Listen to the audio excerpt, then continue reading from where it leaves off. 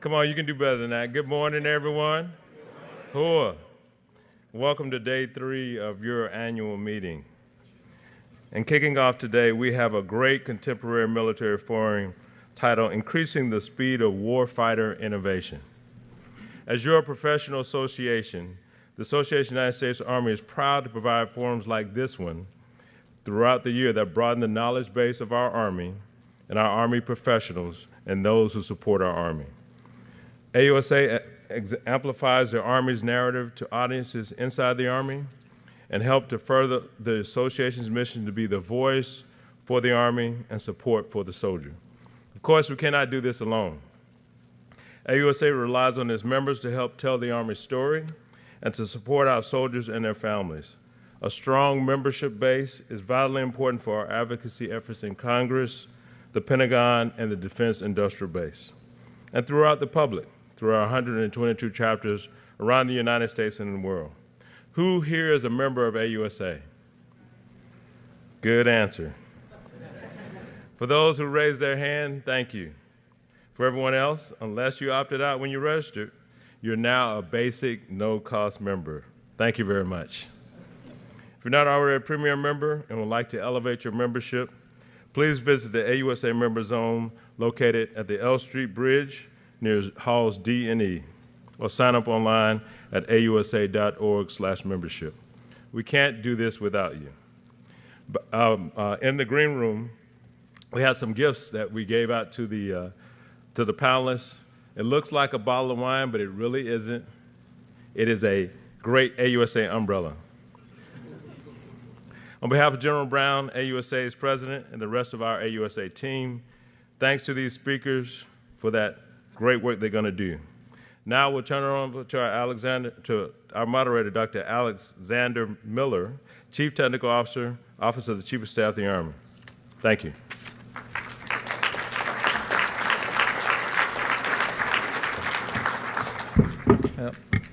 Okay, can you hear me? Okay, great. Hey, one, please fill in. Nobody's going to bite you, and there's no splash zone. So if you're standing in the back, fill in chairs. I know it's weird to do it after somebody talks. It's okay. Good morning. So I'm Alex Miller. I am the Chief Technology Officer for the Chief of Staff of the Army. I have the honor of actually leading this panel. Normally I get a lot of questions, and I get to defer it to all of my friends and my partners and my boss. So good morning and welcome to day 3 of AUSA. I know that there was a title on the AUSA registry, but let me tell you what we're going to talk about. Accelerating the velocity of warfighter capability delivery. Still good on, well, that's weird. There's 2 mics. Can you turn off my lapel mic? The reason why, because normally at AUSA, the panels would be some commander saying, I have a problem, and I need to change the way I do business to fight better. And there'd be a PM, and they'd go, we need to change the way we do business to deliver on that capabilities needs. And then there'd be some of our vendor partners going, hey, here's sort of the technology that we're working with, and here's the processes internal to us. And the reason why this is different is because we're bringing the leadership and we're bringing the people who actually sign contracts, and what we're going to tell you is, here's what we're doing differently, not what we need to do differently. And I want to remind everyone, the Secretary and the Chief both said something pretty powerful Monday during the Secretary's speech and yesterday during the Eisenhower lunch with the Chief. The Secretary asked, is what we're doing more lethal? Does it make sense for the future? The most important question both of those leaders asked were, do the capabilities and the programs that we're working on right now still make sense? It's pretty powerful when you have somebody going, hey, is what we're doing, does it still make sense? Can we still rationalize it? So the way that I'm going to open this up, I'm going to allow each of the panelists to give 2 or 3 minutes of what's on their mind in terms of accelerating the velocity of warfighter capability development. I've got a couple of proposed questions and themes, but my intent is to allow them to talk with each other and allow that conversation to flourish, and then open it up for questions from the audience. Please, please, please ask the questions that you want to be asked. This will be a very candid conversation. The correct thing to do is not bum rush the stage afterwards. We've all been to those panels. So ask the questions that you want to be asked, even if it's a hard question to ask. What I will leave you with is, I got some wise counsel last night. I do believe it. everyone is trying to row in the right direction. Everyone is trying to be innovative in their niche. What the secretary and the chief and the leadership across the Army are trying to do is give a North Star so that all of those niche areas are aligned. I do believe that. So we're gonna make that real. So with that, I'm gonna open up General George, 44th Chief of Staff of the Army. Okay. I'm gonna turn over to you. Thanks, Alex. Good morning, everybody. Great to be here. You can thank me for all of our folks up here wearing ties and looking all, normally this would be a hoodie crowd. But I couldn't wear a hoodie. I didn't have an OCP hoodie, so I appreciate them all dressing up. And I'm looking around and I see a whole bunch of our Army nerds in the audience, looking at some of them. So if there's any questions that I can't answer, I am going to throw a lifeline out there to everybody. So I talked a lot about this yesterday and what we need to do to change, and change is really hard. I think everybody here, a lot of folks here are seeing what's changing on the battlefield, and how rapidly that is changing. And so our approach to this is that I don't think there's no big thing that's going to change. I think we're probably just on the cusp of where this is going, and I've heard that from a lot of people that talk about this. So whatever we're doing to start changing and adapting our formation, we just need to make sure that it's something that will continue on, that we're not buying obsolescence. I talked about that yesterday. And as we move forward, all of our formations, we're not going to field something for 10 years. I used an old UAS that we canceled earlier this year as a good example, where it was very good when it was developed in the late 90s. But it took several years to field it, and then we still had it in our formation, several years after that. And we've just got to change that whole buying model on what's happening here. And there's a lot of things that we need to do internally to our organization to change. And so when I explain this, I think the Army has a lot of things to do to change, and I hope that they will be very open about what it is that you think we need to do to change and adapt. We've talked to OSD about, hey, there's some things that I think we need to do across the Joint Force, and then there's the same thing at Congress, and I think that we're talking about agile funding. So there's a piece of this, I think, at every level that people need to be, focused on. And we need to go to people who understand how to make change rapidly and develop everybody together. And we're seeing this. I'm sure we're going to get an opportunity to talk about it and what people are doing right now to help us with our command and control systems, to see what the changes we're getting in uncrewed systems. So I'm excited to be up here. I'm glad that nobody showed our college transcripts up here before this. This is where all the power's at, over here to my right. But appreciate you guys being here with us, so thank you very much. Awesome. Sure, thanks. Chris Brose, Chief Strategy Officer, Anduril Industries. Thank you. And I don't know if you all, perfect, you can hear me. Yeah, I didn't put on a hoodie, but I did put on pants, so you all can be, it's not a normal day here. In a couple of minutes, what does accelerating the velocity of delivery look like? I mean, I think it's a couple of things that will sound like, resounding statements of the obvious that nonetheless need to be said. For us at Anduril, it is just a ruthless focus on outcomes. I find that, and particularly in my experience, most of my career was in government, we just tend to over-rotate on the inputs of everything. We try to micromanage the inputs that are going into a system. We try to control the actual sort of bits and pieces of how we think about contracting or requirements. And you end up in these very perverse situations, which I saw plenty on the government side, where some vendor or some one from industry will say, look, I delivered all of the kind of pieces of my contract. It's like, yeah, but the problem didn't get solved. Like, the mission is still unfulfilled. And I think how we get to a better velocity is really focusing on creating the incentives to deliver outcomes, recognizing that those outcomes are going to need to change as a function of time. They're going to need to respond to threats that are evolving quickly and technology that's evolving faster.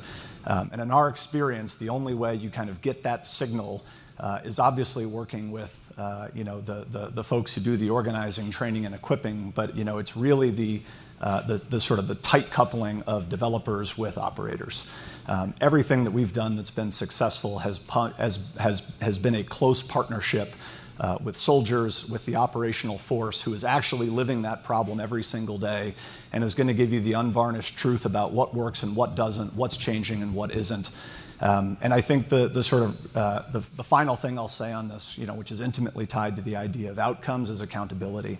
Again, I think, from my experience in government, we end up in all of these situations, both in government and in industry, where it's hard to sort of figure out the single throat to choke for why something isn't working. On the government side, we have a requirements process, a programming and budgeting process, an acquisitions process, and then, oh, by the way, we've got authorizers and appropriators, and that's all right and good in a democracy. The challenge becomes none of those folks work for one another, and it becomes someone whose first name is chief or secretary that's got to integrate all of that stuff together and then be accountable to Congress. I think in industry, we see the same thing where, well, your software didn't work because the network broke. Well, the network broke because the computing infrastructure is outdated, and everybody goes like this. So I think solving these significant problems that we're all talking about here at this conference and beyond really comes down to how are we going to generate real accountability for outcomes. Awesome. Thank you, Chris. Tara Murphy-Dougherty, CEO of Govini, who, if you came off the metro yesterday, the Govini ground game was strong because they were throwing the national security card at everyone. Tara. Thanks, Alex. And thank you, sir. And thanks to the association for both throwing this amazing event this year as well and inviting me to join you on stage today. I was going to say that if you have spent any time at AUSA this week, you probably think Govini is a coffee company. So let me start by introducing us to those of you who don't know Govini. We're a software business, and our entire mission is to transform the defense acquisition process. What does that mean? It means that our software is used across the Army and across DoD to manage defense activities and especially defense programs, major defense acquisition programs. It's a cradle-to-grave system from science and technology to the production of capabilities to the sustainment for decades and sometimes generations of these systems. And yet, for the trillions of dollars that we put into the system in order to create exquisite capabilities for the warfighter, and rightfully so, we haven't given many capabilities to the people who manage those activities. I often think about it as when these guys win the next major program of record for some unbelievable autonomy system, that program is going to get managed on the government side in a spreadsheet. And so enter our software. The idea and the reason that this connects to delivering capability faster for the warfighter is because it's not just about efficiency in managing the programs. It's about better program outcomes, and better program outcomes across cost, schedule, especially performance. There are so many challenges that this ecosystem of people who are involved in that end-to-end system understand at the macro level, especially in the industrial base. Sir, you made a great point both yesterday and again this morning. We create new capabilities, and yet we can spot obsolescence challenges in systems coming off the production line.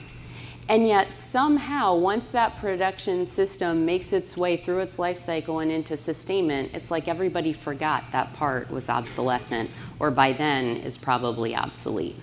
These are things that can be known today with data, with AI, and with software. And it is how we get out of being reactive as an Army, as a Department of Defense, and anticipate these things. That anticipation can make everyone go faster. Awesome. Thank you, Tara. Shyam Sankar, CTO, Palantir Technologies. Well, thank you both for having me. One of my perspectives on this is really looking at this through a historical lens. As we seek to deter World War III, when we go back in time and think about the industrial base that we had at the dawn of World War II and into the Cold War, I think it actually looks very different than the one that we have today, which is a consequence of essentially not having great power competition for the last 3 decades. We forget that we had an American industrial base, not a defense industrial base, that Chrysler built cars and missiles, that every camera, cereal box, and car that Americans bought was in service of national security.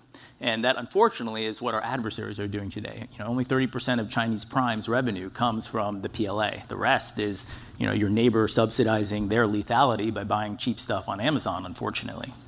And the reason I think that's important is when Pontiac took over the production of the 20-millimeter Oerlikon anti-aircraft gun in World War II, the organic industrial base produced each unit took 3.5 hours.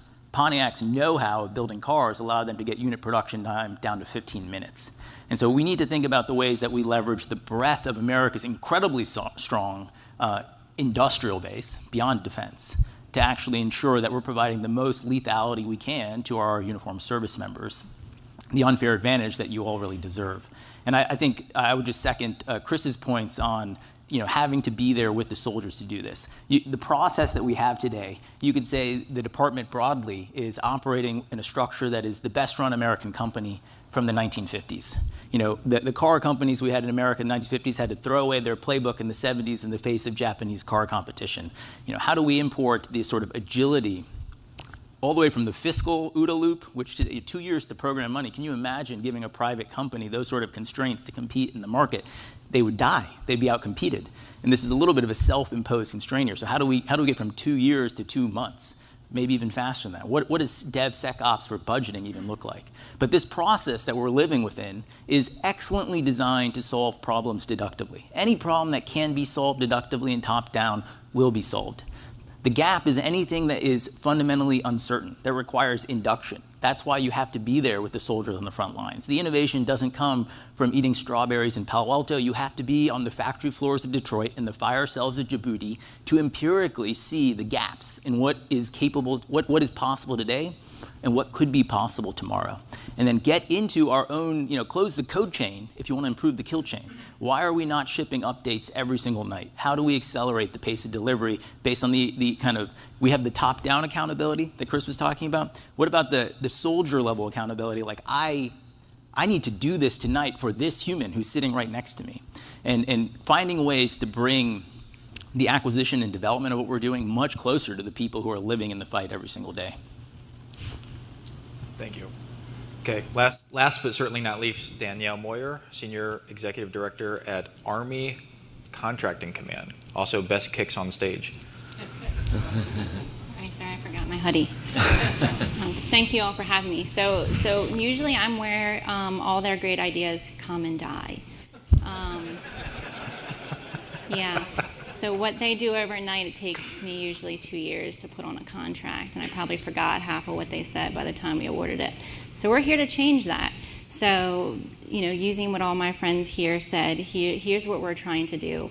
One, I believe that my job in contracting is a business advisor, right? The terms of contracting professionals, I kind of throw that out the door because I believe that my job and the culture that I should create in the contracting is to create the best business decisions for the Army, right? The rules exist for a reason, but forget the rules for a second. Develop the best contracting strategy of how to get those things on contract. And how do you do that quick, right? So one of the things that we're really looking to doing, and I think a lot of you have seen it already out of all the digital work that we're doing, is trying to figure out how to get contracts awarded in less than 6 months. So for all the venture teams out there, right? Those days where you were planning 18 to 24 months, which in my last panel people just said you did, those days are over. You need to work faster because we're going to get you real problems out soon. So the other thing that we're going to do to be more agile or fast is we're very overly prescriptive on requirements. So we start in AFC with a great idea and we do a lot of experimentation. My job is when I'm working with the futures of which a great idea becomes something in ASALT that we can field, that one day that hardware might go to AMC to sustain. How do I make the best business decision from the very beginning to the very end? Right now, what we don't do very well is we don't put a lot of incentives and disincentives in contracts, and I'll give you some examples of those. A lot of times contracts, to win, you guys have maybe a race to the bottom, and we don't necessarily want that, right? We want affordable contracts, but sometimes we want the best thing. And then how do we incentivize you with the best thing? once you prove it, right? So we're looking at ways, and we put this out on our recently IPSA, our military pay contract, to say, hey, once you prove you did this better and faster, we will give you this additional incentive. Also going back to maybe some disincentives or some things about what Tara talked about. We're also very reactive in contracting, right? So when obsolescence is an issue, right, I'll get calls to say, hey, this product went obsolete and it doesn't exist, it doesn't exist anymore. How are we going to figure out how to reverse engineer this or organically make it, or what are we going to do? And I'm like, well, why didn't we think about that up front in the contracts? Why in the AFC stage am I looking at what are we testing out? Why then when it goes to ASAL and I award that contract, why isn't there a factor in there that considers your entire supply chain, the risk of your supply chain? And I'm not saying that we don't want your IP. We want you all out there, and that's what I don't want to own that. But let's say there's a risk, right? I think in commercial industry, you guys put some data in escrow sometimes. That's what you do. We don't do that. We need to do that. So that's a trigger event, right? So, hey, look, we reviewed your supply chain. There might be some risk there. We're going to put this in an escrow account, and pending maybe a trigger event. You go out of business. You don't want to be in this business anymore. Your 15th supplier is now gone because it was 2 guys in a garage. We now get that data. I can then recompete it, right? That then grows the industrial base. Or we have organic capabilities within the Army, and maybe we do public-private partnerships with some of our amazing depots. So those are some things that we're doing to get real capability out fast, and also to get contracts awarded sooner. So we have a goal that contracts should be awarded in 6 months, and we do that. We've really gotten away from the hundreds of pages of written proposals, right? You remember the days you get 800 pages and document everything, and you probably get kicked out of a competition because your font was wrong. Probably going to change that. We want you to come demo. Like, what are you really doing? Show me, right? Is the button green or blue? I don't like that. There should be real, constant feedback in some tech demonstrations versus did you write it really well that you probably used some AI to write the proposal anyway, and then we kicked you out because your margins were too small. So those are all things that we're going to do to make sure we're lethal and to get things awarded quicker. I love that. Thank you. Okay, I'm gonna start with some framework questions and allow them to talk with each other. Chief, I'm gonna start over with you. I heard 3 things just now, so you always have to be there with soldiers. We have the best process of the 1950s, and we are overly prescriptive with our requirements. So Chief, can you talk about some of the things or examples that you've seen through Transforming Contract or otherwise that enable us to go faster with capability delivery? Sure, I can give a whole bunch of examples, and really proud of what Army Futures Command is doing to kind of help lead us through this. And Transforming in Contact is exactly what Chris was talking about, and that's the whole idea, is that we actually we just finished with our 2nd brigade that's out in Hawaii. We'll have our 3rd brigade that will be over in Europe. We're testing in different environments, because that's also important. Things work differently in different environments. But we have the users, the testers, the developers that are right there on the ground with our troops. I was out in Hawaii, and I would hear back from an NCO, and he'd go like, hey, this one stinks. We don't want this. Or it needs to change, and this is what we're looking for. There was a lot of examples when we were down at JRTC, which was exactly what Sean was talking about, where they actually changed things overnight. And we would go back into the C2 node, and things were adjusted, and that was happening on our network, and it was happening across all of our warfighting functions. So that's the environment we're going to have to operate in, I think, from here going forward, just as fast as everything is changing. And the other part of this is, and it gets to the requirements aspect, is that oftentimes I think we put out a 2-page characterization of needs for our network. And then we had all the experts, people who really know, that understand this. And we have our own group of nerds that are a part of this as well. But they would actually tell us, hey, here's what we can do, and here's how we can do it. And this might be a better way to approach this. And I think we're getting faster with that too. And I've been really encouraged, really proud of how everybody is coming together And what I've noticed on the network is for everybody that's been involved with that, all they want is for our soldiers to be more lethal. They want our commanders to have more the information they need to sense and decide. And that's happening inside of our formation. So I think, now our challenge is how do we scale that? Because I think that's, what we need to do, and that gets to contracting and all these other things. And we're getting ready to scale this to several divisions and across all warfighting functions. That's where we're going to need a little bit more agility up here so that we can, do the things that we need to do to make sure that we're doing that. And we just talked about the tactical level. We're also going to talk a lot more this year about the operational level with our multi-domain task force, because all of this has to be connected. Can I just follow up on the character of need statement? I think this is such an important point, and I couldn't agree more. I think Army Futures Command is leading in such a powerful and positive way in this regard. So to the point about how restrictive requirements are and how rapidly outdated they are, what is fantastic about a characteristics of need is that it creates a focus from the warfighter, the buyer side, on the problem, and it allows industry to suggest the solutions. So if you want innovation, and you know that the vast majority of the innovation in the United States today is happening in the commercial sector, then why not describe your problems and seek that input rather than describing the solution you want? So we all know that's not a new idea. We all know that's the right direction to move. To see it come to life in multiple instances with the characteristics of need statements has been really powerful.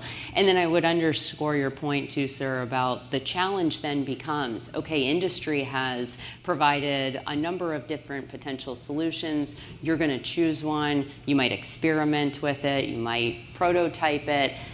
And then ultimately you have to write a contract for it. Well, that transition, I think there are still some growing pains, put it that way.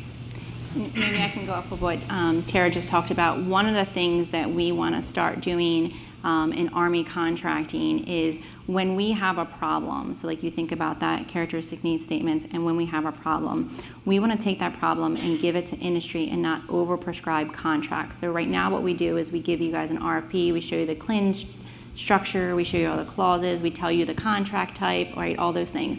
Wouldn't the world be so much better if I just told you the problem, you propose back a solution, and then we determine the contract type based on your solution instead of me predetermining everything? So we're going to start piloting that because that could go faster. And maybe our award decision is based on your solution, how affordable that solution may be, or does that solution have a bunch of obsolescence issues in it? There's so many things based on the individual program, but I've never seen that done in 20 years, and now I want to try it. So I think that would be a pretty cool thing to do. And then compare the solutions to each other, which may compare the contract types, right? Because some solutions, mean a different type of contract type than another. And I think that's something that we'll wind up trying to do here. And so much of this actually fits the philosophy of how warfighters fight. We say that no plan survives first contact. Plans are useless, planning is invaluable. Well, the requirements document is a plan. A budget is a plan. So the idea that these things would somehow survive unchanged, doesn't seem right, and it's not how you guys would go into a fight either. And so all these things that I hear are kind of starting to approximate this idea that the process is useful, but maintaining the agility to be responsive. That's what transformation and contact actually looks like. At a point. I also think it's really helpful to point to actual concrete examples of what's working, right? So often, we get paralyzed by, my gosh, these problems are hard, how are we going to do it? And I'll give you an example of a place where I think a lot of the things that we're talking about here are actually coming together, and obviously it's something that Anduril is intimately involved in, so judge it on its merits. We've been working on counter-UAS with Special Operations Command for several years. And before I go further, people are going to say, oh, well, they're breaking acquisition law and policy, they've got secret access to money, and it's like not true. It's a bunch of Army acquisition officers who are following acquisition policy and law to do the very things that we're talking about here. You have a rapidly evolving problem. My requirements are going to change. I'm going to field different types of capabilities to different units. Technology is going to evolve. I need an ability to rapidly integrate best-of-breed systems. And I want the best of industry. I don't want just the best of Anduril. I want the best of what sensor providers, weapons providers, and others can bring to the table so that we can compose families of systems that get after the problem. And when those are obsolete in 3 years or 3 months, we can modernize the system. They also don't want to get stuck in a problem of, on the one hand, we don't want the sort of traditional lead systems integrator, give me $11 billion in 10 years and let's all hope for the best. Nor do we think, look, the government left to its own devices can kind of pull together an incredibly complex set of weapons systems and field them to soldiers who need them in times and places. So what came out of that, is a program that they refer to as the Systems Integration Partnership. And that is a program that we're working on and delivering on. Our core contribution to that is an open software system. And then we are working with that customer to compose families of systems to field.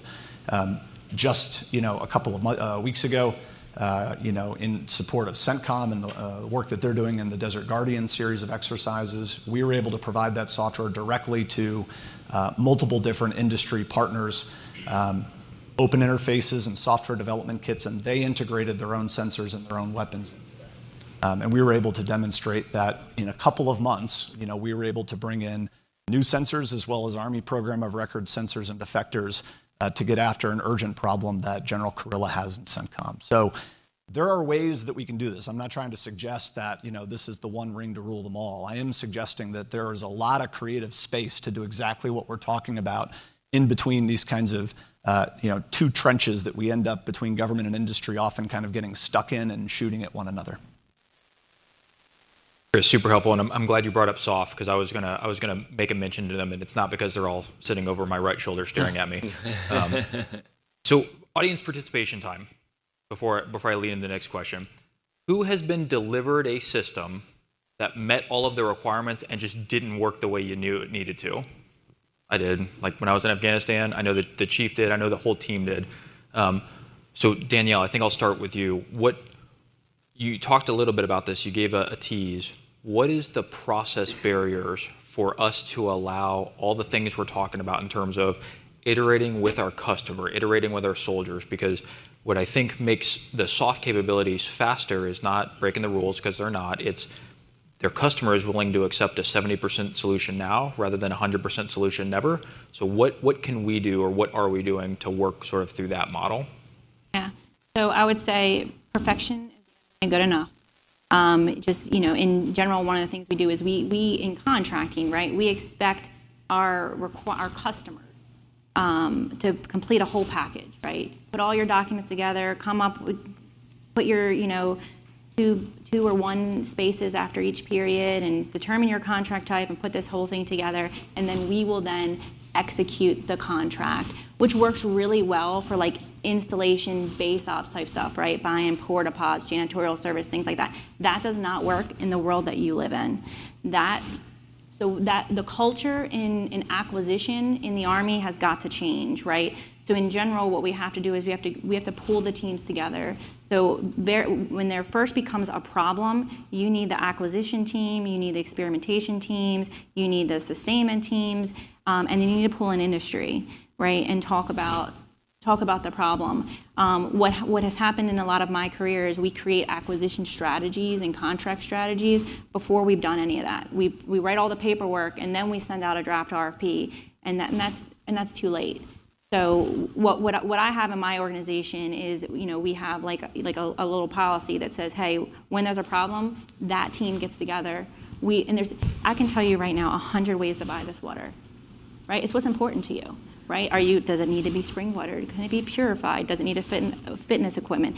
Do you care that it's delivered fast, or do you care how cheap it is, right? Those are all the questions that I should be asking, not necessarily just the acquisition requirements team. I should be asking the actual user, what is important to you? Well, then that helps me ask industry, can you deliver this? Then from that, can you deliver it? What makes you different than you versus you? And then what is that discriminator to choose one of you? What happens now is we don't really do that really well. So if you guys all provide the same solution, I will still ask you all the same questions instead of coming up with a true discriminator to pick the best vendor, which then takes 2 years because I asked for the 800 pages and all those things. So it's a culture shift, especially in contracting, right? Because we're usually raised that, hey, I need all these specific documents to complete my ARP package, is what we call it, and then we will execute it. So we have a big culture shift that we're working right now across the Army contracting organization, and we're working really closely with ASLAW and DASA-P to change this mindset, to say, what's your problem? Let me help you. Let me help you towards a solution, and being very collaborative with industry. So I think a lot of you have seen, like, we're very, lots of draft RFPs, asking you questions. One of the things that those of you for industry, what I always tell people is, a lot of times when I meet with industry, right, it's either you tell me what we did wrong and you tell me how great you are. Also tell me what I did right so I don't change it when your competitor says that thing was wrong. And also tell me what I don't know about your competitor, because that helps me figure out the discriminators too. So that's usually the feedback too that I get. I can't tell you not to compete on things, so you don't have to tell me your capabilities. You'll tell me that when you compete. But tell me how I can help make those discriminators so that we're able to quickly make decisions. Because right now, the biggest thing that takes forever, especially on programs that are millions of dollars, is the source selection time. So can I, just on the same thread, Shyam, Tara, and Chris, when you're doing business to business, because I know you're working that, what are we missing? So I love that response because it's real. What are we missing? Well, I think maybe the philosophical point, at the risk of saying something a little controversial, is I think monopsony is the root of what ails us here.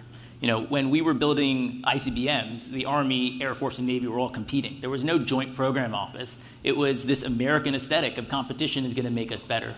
When we were building submarine-launched ballistic missiles, we had 4 concurrent competing programs. There was real fundamental risk to buy down, and the retrospective analysis is it was cheaper and faster. People often throw out this idea that, if we have all these parallel efforts, it's going to be more expensive, but history would suggest that you go faster. You don't achieve 85% reduction in launch costs like SpaceX without that sort of competition. And NASA's own internal cost estimates of building the Falcon 9 was, using cost accounting, it would have been $4 billion, but Elon did it for $400 million.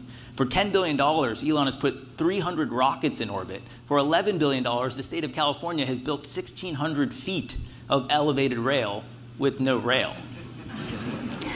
So I think so monopsony is a structural part of, that's kind of part of your reality. So then you have to kind of wake up every day and try to fight that back a little bit and think about, how do I approximate market mechanisms? At some fundamental level, we either believe in the free market or we don't. I like to quip that everybody, including the Russians and the Chinese, have given up on communism, except for Cuba and the DoD. We have these 5-year centralized plans. And so we need a little bit more overlap, because that's where innovation comes from. And that's what enables industry to self-organize around this and pushes us to do better. We often fixate on how much competition, we need more competition in industry. By all means, let's have that. But what I think we're actually missing, the highest order bit, is that we need more competition inside of government. That's how you break the monopsony and encourage innovation in that spirit. And I think that's a big part of how we can go much faster together.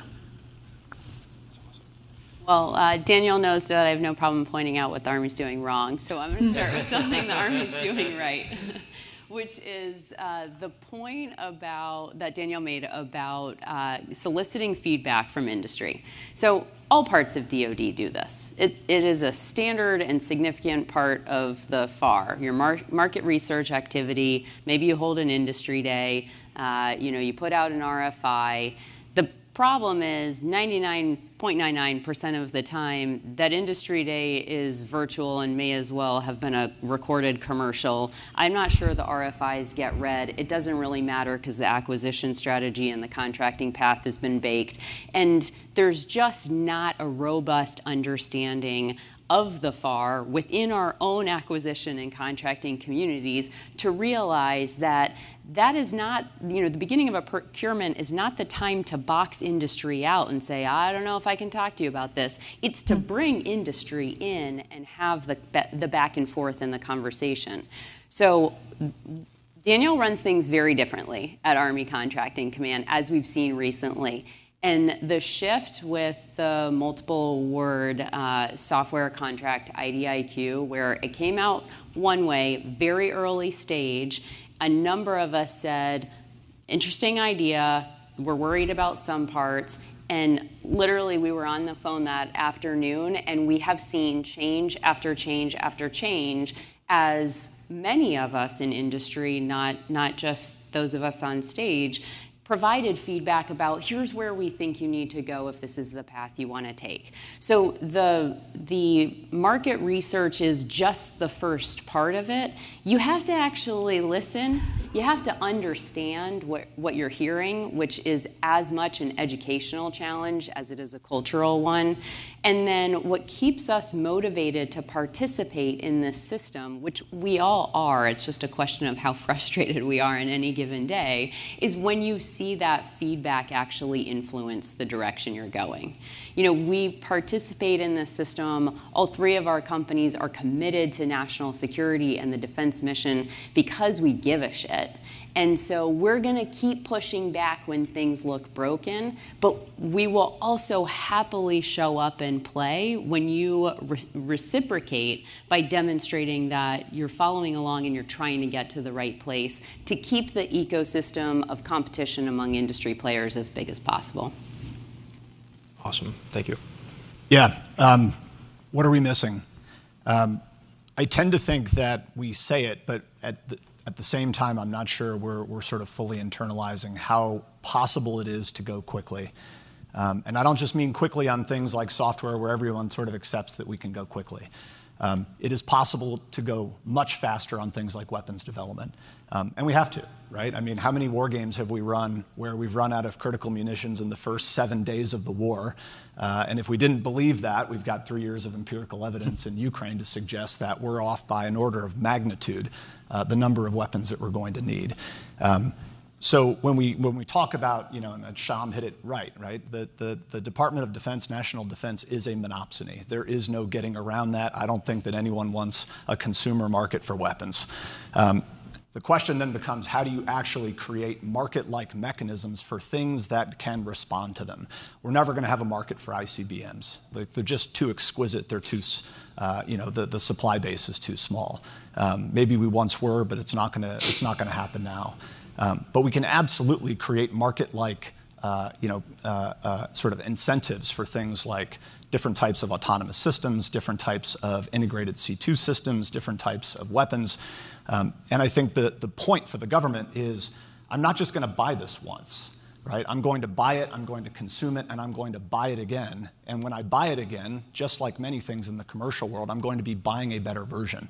And that rate of velocity in terms of government as buyer is what creates the market incentives for lots of companies to get in and contribute, because there's a clear understanding that if I didn't win this contract or this award, all right, well, it's not gone forever, right? It's not like they just got tenure at a university and they're going to have it for the rest of their life. There will be an opportunity if I invest in myself, if I, bring my A game in a year or 2 or 3, to recompete this program and contribute. And I think that's the kind of thing that we need, almost a parallel process to field the kinds of autonomous systems and weapons that we're going to need at the scales we're going to need to do many of the things that we're talking about for great power competition. That makes a lot of sense. I'm going to riff off of that a little bit and ask something to the chief. Sir, you are one of the few people who have commanded a brigade, a division, and a corps in combat. And we hear a lot on the capability development side, we're bugging units if we let them try new things. Could you get some of your thoughts on why and how some of our units are not testing, but using new kit, Niction squad weapon, all the new capabilities? They're not being fielded everything quite yet, but they're really trying it and giving feedback in real time as part of what we're doing here. Yeah, and I don't know if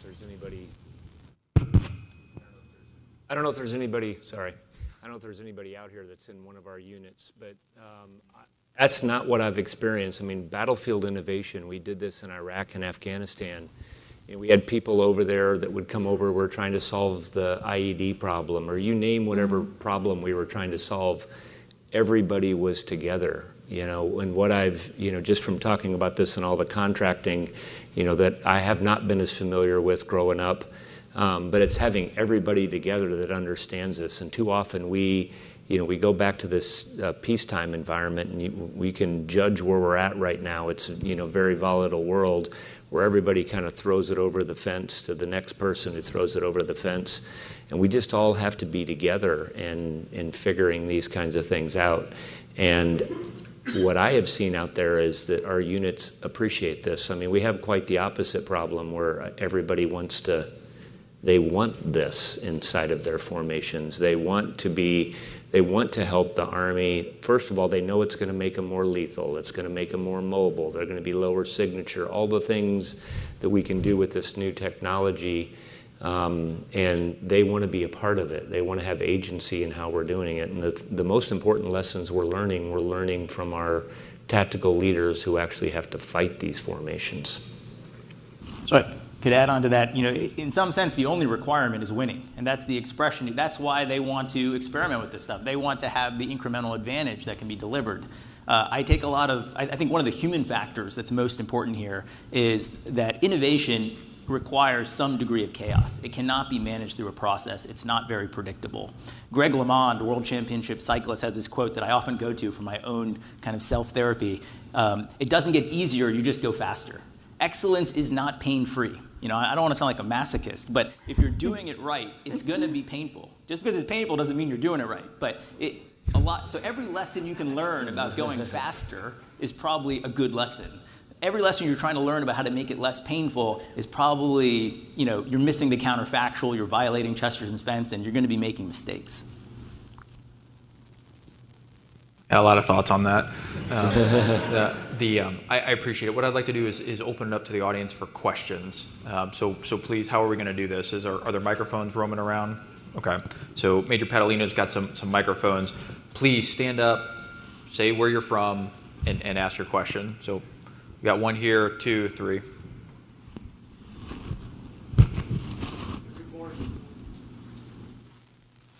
There's a signal joke in here.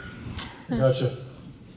Good morning. Thank you all for your time. My name is Cameron Hamilton. I was a former special operator in the SEAL teams. So thank you all for your service and for your investment in putting the right equipment at the right time with our warfighters.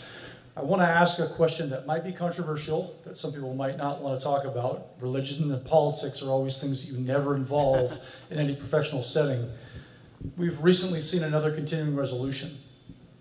From an acquisition perspective, I've worked in government as a civil servant, as well as a service member, as well as on the contracting side as a civilian, and that always puts administrative burdens on being able to project long-term avenues of industry, development, R&D, you name it.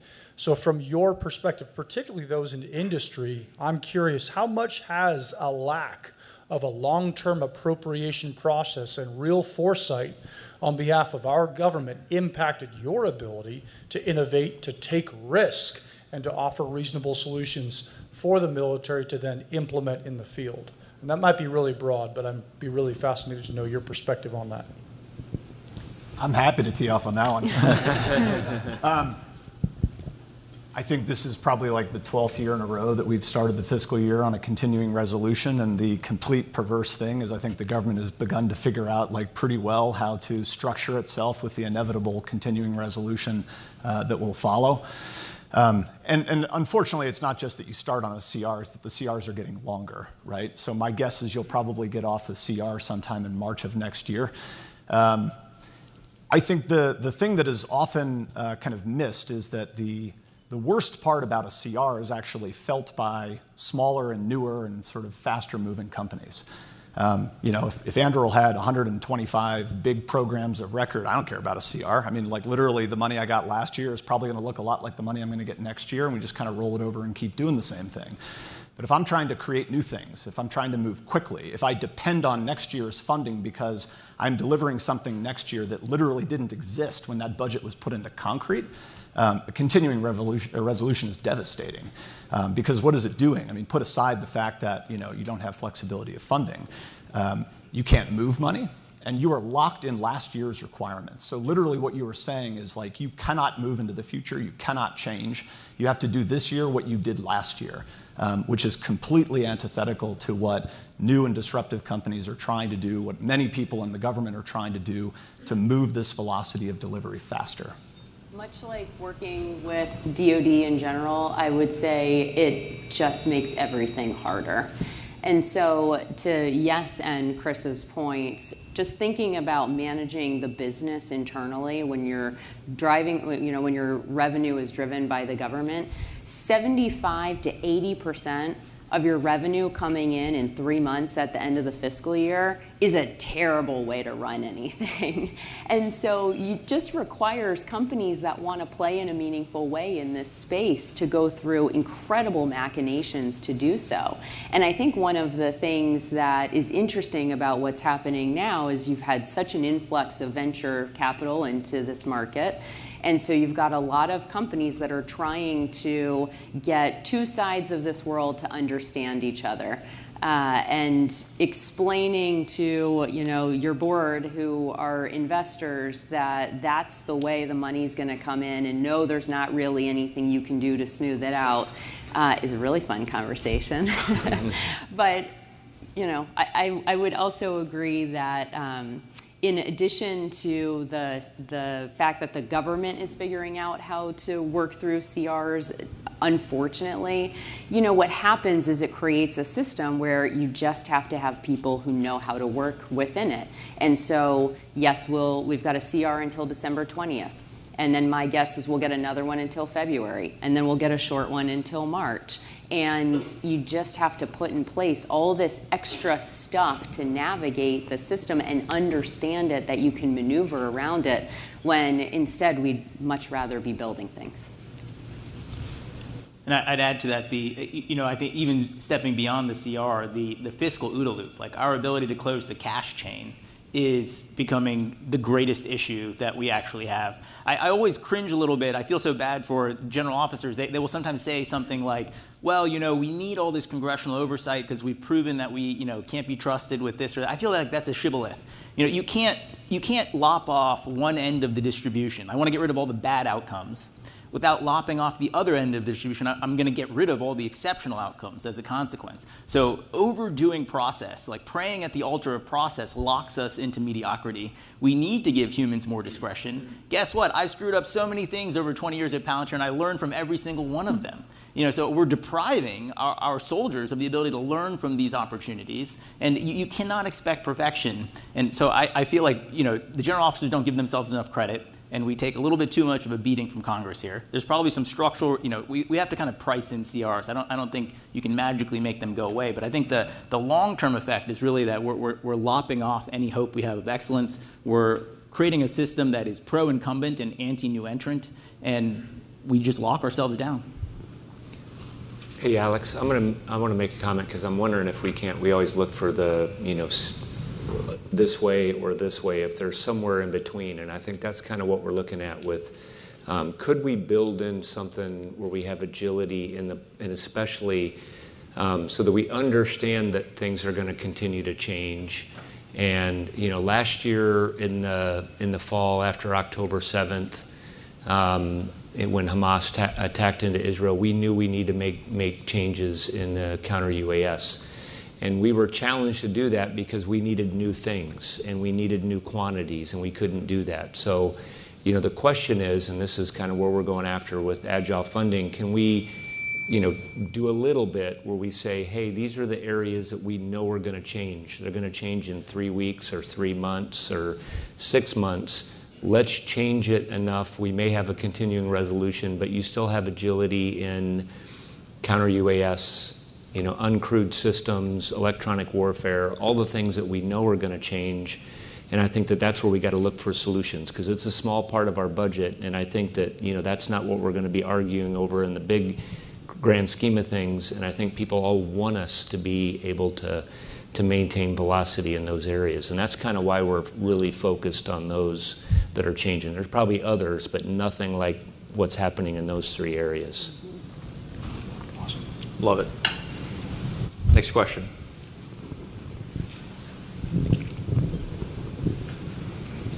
Hello.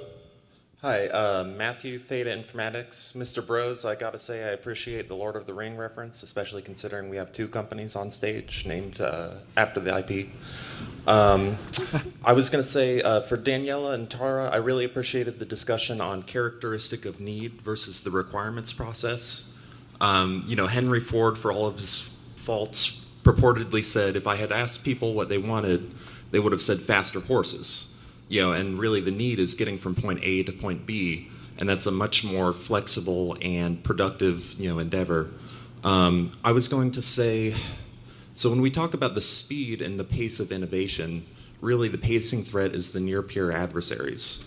You look at China, and they are increasing their number of roll-on, roll-off ships. They are stockpiling food commodities, selling off their U.S. Treasury bonds. They are repeatedly violating the air defense identification zone of Taiwan, and they have a demographics crisis. They know that every single year that they're delaying, they're becoming less capable, and we're becoming more capable. So the question is, how do you get that speed of delivery? Not 2030, not 2035, not 2040, but like 2027 or 2028.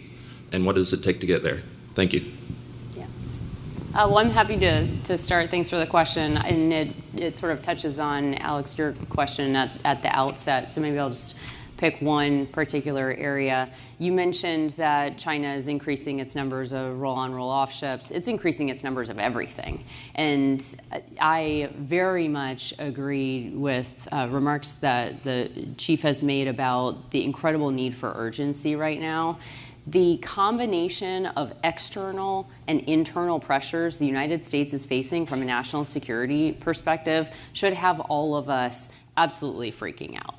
And there's probably no category where I think that is more true than in manufacturing and production. So with respect to the cratering American industrial base, at the same time trying to compete with China, which is ramping up production on all fronts, this is an area where we certainly have to go faster. And I think what we really need to do in the defense context is start incorporating supply chains into the kill chain. We talk about it internally at Govini as from factory to fires, because it's not just about getting capability into the acquisition system or, okay, great, you've figured out what you need to fight this near-peer competitor, to take on this techno-military competition. You have to deploy it. It has to be fielded. You need it in the hands of the warfighter, like we've been talking about. And by the way, if you're going to sustain it and do so in a contested environment and probably for a protracted war, then you better be able to have the industrial base to back it up. Then this is something that we do very poorly today because we tend to separate these worlds. And we tend to think about the kill chain in one context and operational concepts and the warfighting applications that the soldier needs on the field. And then there's the loggies and what they need, and the assumption that we'll figure out how to get it to you in theater. And we just have to combine those because we aren't going to have, I think already today, we don't have the luxury in the system that we've had in the past to operate with the freedom and access to material and capability from a production perspective. Okay. Can I add a point on production?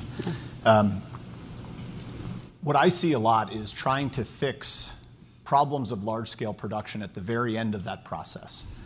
And I think in the work that we've done at Anduril over the past several years, and we've dug deep into this as we've looked to scale our own production capacity, all of those problems need to be solved on the other end of the spectrum in the design phase. And I think when I look at so many of the things that we talk about needing to produce at scale, we have basically for a generation defined requirements that have led industry to design and build unproducible systems.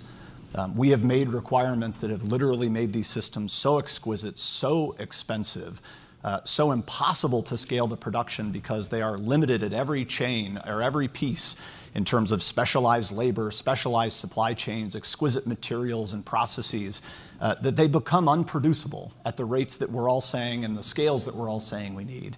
And I think to get to the answer of the question, and I think this is a lot of what the chief is trying to drive on, is we need requirements that are actually at the beginning going to say, I need low cost, large volume,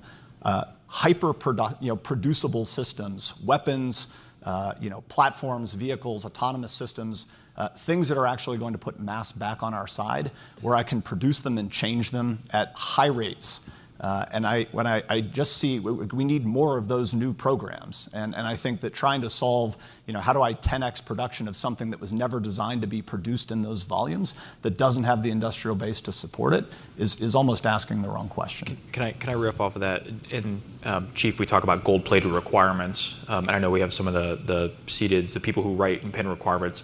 Can you talk about some of the, just for a second, on how to avoid those gold-plated requirements? I know you've talked about don't need it to be nuclear hardened or work at 100 feet underwater.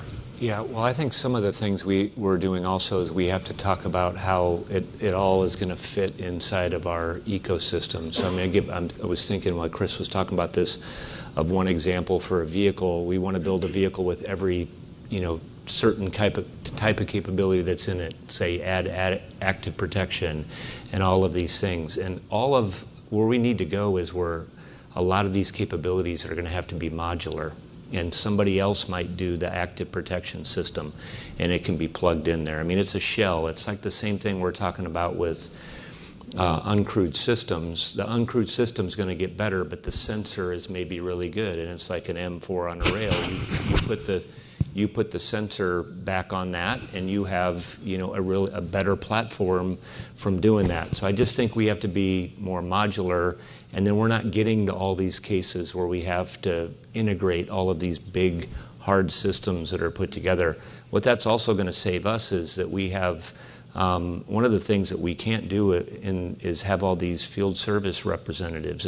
Stuff has got to be easy, intuitive, and be able to use it on the battlefield. And I mean, we're seeing that with the systems, some of the stuff we're getting to our transformation and contact brigades. It doesn't come with 5 extra people to help make it work. They can make it work almost immediately. I mean, I'm talking to soldiers that say, I've had this for 1 day, and they've gotten pretty good at it. So I think it's a mindset change, and I think we're on our way to doing it, and we just got to keep pressing and go through the pain that was referenced earlier. Or I think you had your hand up over there in the corner, and then we'll come over to you. And I know we're at 11:30. We're going to go for no more than about 9 more minutes. So thanks for sticking with us. Sure, thanks. Sean Carberry, National Defense Magazine. And I think this is a question probably a few people in the room have. I've covered this conversation on and off since about 2016. And it's been very similar. The acquisition process, overly prescriptive, requirements-based, designed for big platforms, not innovative, need to present industry challenges, problems to solve, need culture change, a lot of things that have been said here. So why is this conversation sounding so similar to last year, the year before? What's going to be different now? What are the lessons learned from efforts to make some of these changes? And what can we realistically expect to see going forward? How different is this conversation going to be at next year's AUSA? Well, I want to jump on this one first. So I always tell our folks, and there's a lot of these changes that we've been trying to institute, same thing with what we've been doing to transform our brigades, and again, we've only gotten 3 of them, is that it's all about what we do. It's not about what we say. I know we're up here talking about these things, but it's actually, you're going to grade our report card on what we can actually get accomplished here in the next year. And I think that that's really what it's all about, what it is that we can change. I think a lot of these things we have recognized that we need to change. And it's not just I said this up front, it's not just at one level, and I think that that's what the challenge is. Everybody points the finger, and we're seeing that and saying, hey, I can't change, until this changes, and this can't change until somebody gives us authority to change. And I think, that's the same thing at our level. I think these are our sandbags to fill up here in DC, is that we all have to get together and figure out what needs to change. So I can tell you that the Army is very serious about making the changes that are inside of that. And we have talked about some broader things that I think we can change. We're trying to focus it on areas that we know we have to. We have no choice but to change for uncrewed systems, EW, and counter UAS, we have to do that. And so I guess I would tell you that we'll do this next year, and then we'll sit you in the front row and you can ask the first question, because that's really going to be, results is what matters. At the risk of pointing out the obvious, the survivors of the Last Supper are not the folks who are up here with the chief talking about this now. In 2016, Anduril wasn't even founded. We forget that at the dawn of World War II, it was Leroy Grumman and Jack Northrop, not Northrop Grumman. It was Glenn Martin, not Lockheed Martin. Now it's Palmer Luckey and Brian Schimpf and the Seng brothers and Terra. We have $100 billion of capital that has been invested since 2019, again, well after the 2016 moment, to build in the national interest. And the founders are back. You know, the crazy engineers, the innovative folks, the kind of sclerotic nature that we achieved, this sort of financialization of defense in the post-Last Supper era, like that's going away. And the pace at which we're delivering, like absolutely judge us by the results. But I think, as someone who's been doing this since 2005, there were no front doors in the Defense Department in 2005. There was no AFWorks, there was no DIU. If you wanted to get started in national security, you had one opportunity, In-Q-Tel. Now there are side doors, side windows, cracked openings, you know, like everyone has shown up. The American industrial base has shown up to play, and we're moving at pace. Just two brief points. I'm glad that the chief answered their question, because that's really a question for the government. My perception on this, having spent a lot of time in government, now being in industry, I would just offer two ideas. When we talk about change, I think we often sort of like cast it as capital C change, everything has to change. And I think what the chief said is really important, which is we need to change first and most importantly in some critical areas. And I think you mentioned autonomous systems, electronic warfare, command and control, weapons. That's right. Those are areas where you can change much faster than if we're saying, you know, we've got to change, you know, big legacy, exquisite, you know, systems. That's just going to be a lot harder. So figuring out what needs to change fast and moving fast, I think, is exactly what you're focusing on with transformation and contact. Second thing I'll say, my experience in government is, you know, change is really hard. People don't like it. All that's true. Change only happens when people actually believe there's something worse than change. And I think that's the real question, is like whether we actually believe that. Like we say we want to change, but I think you've asked the right question, which is why are we not going to be having the same conversation next year when we were having many of the same conversations in years past? And that question really comes down to, do we believe that there's something worse than changing? The consequences of not changing. Have we actually internalized what that means? And that's also to include changing the practice of continuing resolutions. PLA's getting their money on time, like pretty sure of it. So I think the question here is like, do we really believe that this time? Because that's the thing that will actually drive that change forward. And I can just add to that, we've done it. So, and you know, I believe in just breaking things, right? Sometimes I believe in order to figure out if you really needed something, you break it. And I'm a very data-driven leader in the Army.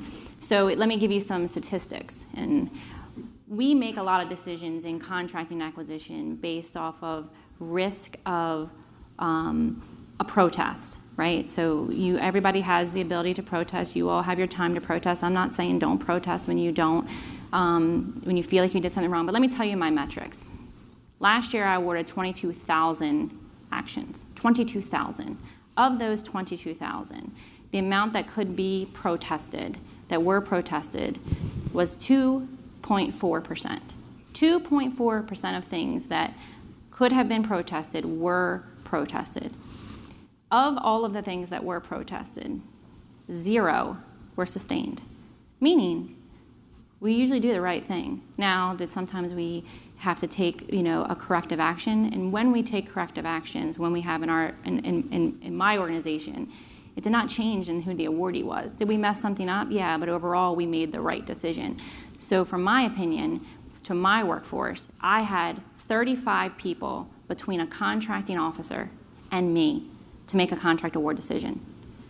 At 50 million and above, which is pennies in my organization, 35 people, and they all got 5 days to review something. Broke it.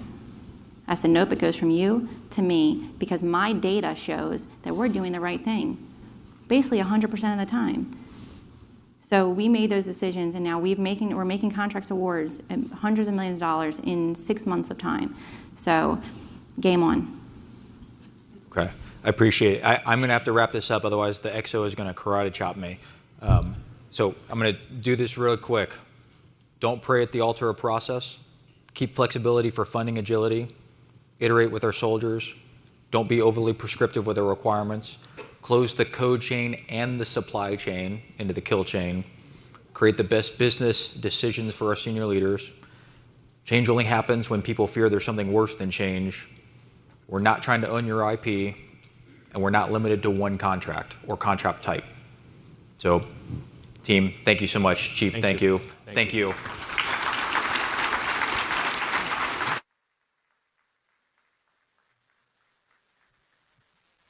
On behalf